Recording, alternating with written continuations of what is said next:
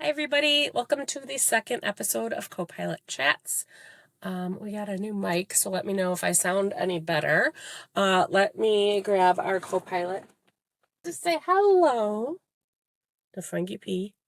So I wanted to chit chat with you guys. We got the van cleaned, and let me tell you, sometimes it's better for someone else to do cleaning. But I just wanted to thank everyone that watched our first episode. A lot of people sent me messages just kind of giving me feedback, which is always appreciated. We are filming from our home base in the Chicagoland area. Unfortunately, I got sick shortly after our transport, first time with COVID, so that is no fun, but we are recovering and taking care of ourselves. It is very hard to do. But doing just isolation period just to be extra super safe. But I wanted to chat in the meantime just about kind of where we started and where we're going. So Rescueber started, let me put this guy back. Rescueber started unofficially, I think, when I was going through stuff back in 2016. So in 2016, I was volunteering at Animal Care League, amazing organization in Oak Park, Illinois. I will tag them. And that is where we've gotten our two cats. One of my previous dogs, my very first dog as an adult, I'll definitely talk about her in the future, Gouda, and our current dog, Jay, are all from there. They happened to have a dog whose name I cannot remember, but he was a little white, wire-haired, like 10 to 12 pound pup, super sweet. That was found as a lost dog, and later got adopted by the finders after a holding period was done. But this scruffy white dog needed to go to an event. They had a fundraising event that was literally less than a mile away. So that was our very, very first Chicago Rescue Intervention Support Program, which is CRISP. And it is a coalition of about 5 to 6 different rescue organizations that work to divert animals from the shelter. So they do that in a multitude of fashions. Currently, what that program looks like is they help to provide resources for veterinary care mainly, but also at times housing support as well as behavior intervention support to keep them from coming into the shelter. Back when we were doing it, they were also embedded at the shelter 1 to 2 times a week and would talk with families to try and have their animal not have to be surrendered. But if that was unable to be figured out, then they would get tagged by a rescue organization. So they never spent a day at the shelter, which was great because it's already very overcrowded, which we'll get into at the end of this episode. So when those dogs came through CRISP, a lot of them needed to go straight to the vet for care. So then I became kind of this dog taxi between Chicago Animal Control and either the hospitals, the animal hospitals that we were going to, the foster homes, or the rescues. Some of them had facilities themselves. And I realized that what's really amazing, in my opinion, about transport is that pretty much anyone with a vehicle can do it. And that is to say, like, some people just do cats, some people just do dogs, some people, there's multitudes of what that looks like. We have transported various species. And we've done some bearded dragons today that we're filming happens to be World Lizard Day. So we'll share a little on our social media about some amazing lizards that are our board members. So go and check that out on our socials. But it's also something that can be kind of adapted to your lifestyle. So I am still a full-time nurse within Chicagoland, and that is 4 days a week, and can be really long days. It's community-based, so a lot of what I do is through a computer, but it's absolutely something that I can do it when I have time to be able to do it. It's not something necessarily that is a 24/7 situation. I was going to start a rescue organization when I first started to take care of senior dogs like Frankie and my heart dog, Harold. So I think that it kind of has adapted and flowed, and that's the beauty of what transport is. So with all that to say, we graduated from a Hyundai Elantra, which we still have, that we use for small transports. Her name is Robin, and then graduated into a Subaru Forester. Her name, I think, was Sasha, but I can't remember. I went to that Subaru dealership literally with a measuring tape and a 36-inch wire crate that we soon learned only fit one way. But it was able to get 3 large dogs. So I'd love to hear from people that drive dogs, how you've kind of Tetrised various sizes into your vehicle. But 2020 came, and with that came the pandemic. And the pandemic was obviously very hard time for so many.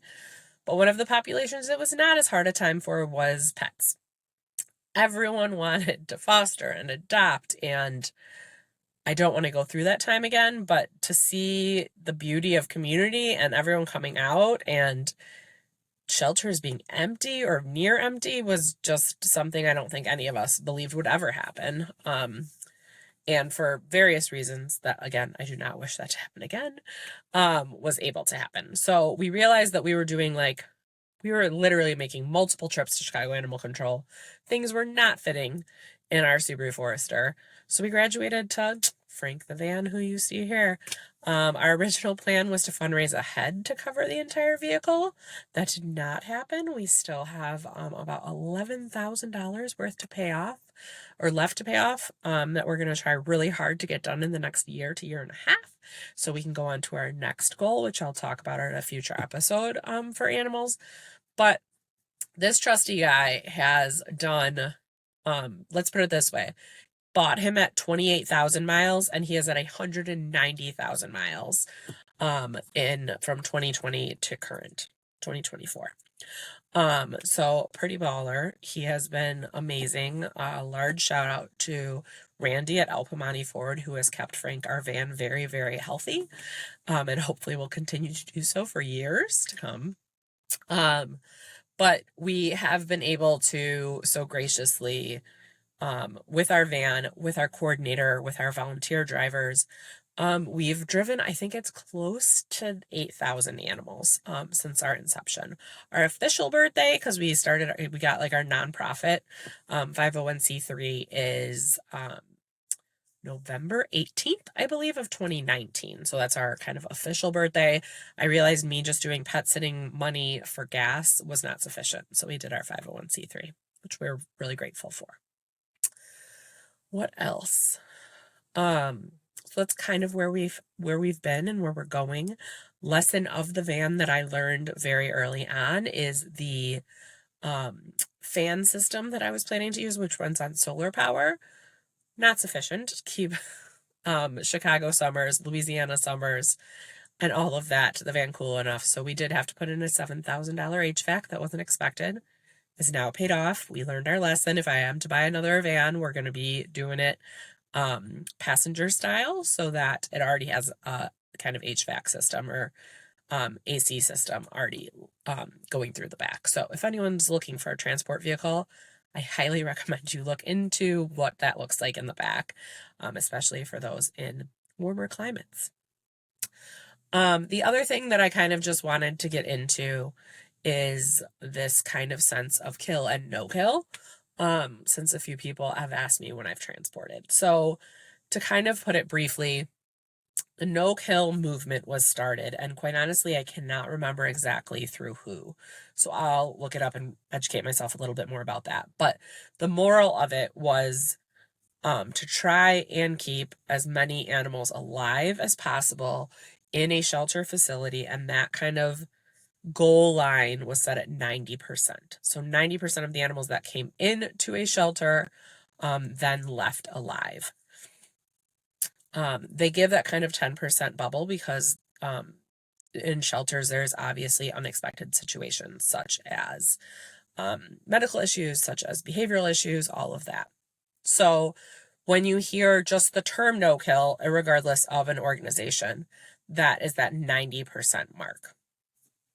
What it has kind of turned into, again, this is all my opinion, within organizations is kind of, in my opinion, weaponized by places that can consider themselves no kill to somewhere they then refer to as a kill shelter, or the community members might refer to as a kill shelter. What I mean by weaponize is many of the organizations that you see that have no kill on their websites, on their what they're sending you in the mail, all of that kind of stuff. Um, they have a choice of what comes in and out of their facilities. So they are able to, not to say they don't do amazing work, 100% don't say that, but they're able to only take a medical animal when they can afford it or when they know they have access to either credit or a veterinarian that's going to give a discount or fundraising abilities. They have that kind of flexibility and ability to really work through that system.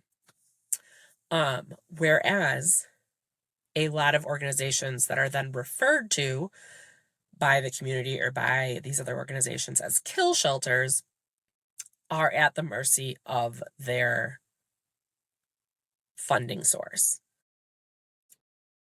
Now, what do I mean by funding source? That can vary widely, but is often the city, township, county, all of that facility is located in. And a lot of times that budget is incredibly low. These are very, very hardworking individuals that are busting their butts using creativity, using grants, really scraping the bottom of the bucket to make lives as wonderful as possible for these animals in their shelters. So I first and foremost want to stand on my hill to say that my term that I use is an open access shelter personally, and the people that are working at those open access shelters are working at levels of stress and ingenuity that others can't even imagine. I will definitely say that places that have tagged themselves as no kill and all that are working very hard.